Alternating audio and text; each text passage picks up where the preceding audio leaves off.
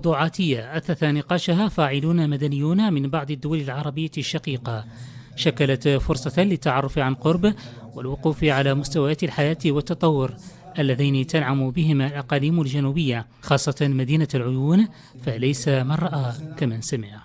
جئنا لنشارك أخواننا المغاربة في أفراحهم بذكرى المسيرة الخضراء التي مثلت عبقرية الملك الحسن الثاني.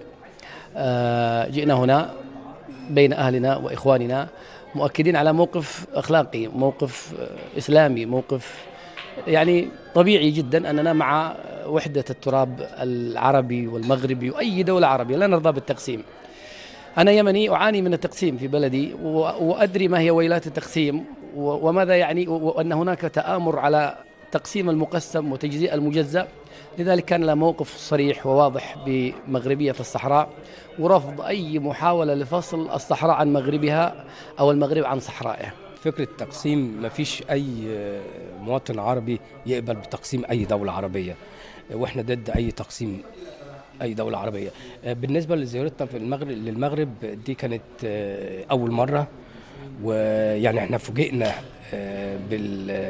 يعني على معلوماتنا إن المغرب زيها زي بعض الدول العربية، ما فيش أي بنية تحتية أو كده. فبصراحة انبهرنا بالبنية التحتية اللي شفناها في المغرب في كل المدن اللي زرناها. أنا شخصيا بالنسبة لمدينة العيون كان في مفهومي لغاية امبارح بالليل صحراء، مجرد صحراء، شوية بيوت في الصحراء، أكواخ أو كده. لكن انبهرت لما لقيت مدينة كاملة متكاملة، مدينة حديثة، بنية تحتية. نسمع كتير عن المغرب وقد ايه المغرب جميلة، بس طبعا اللي سمع غير اللي شاف.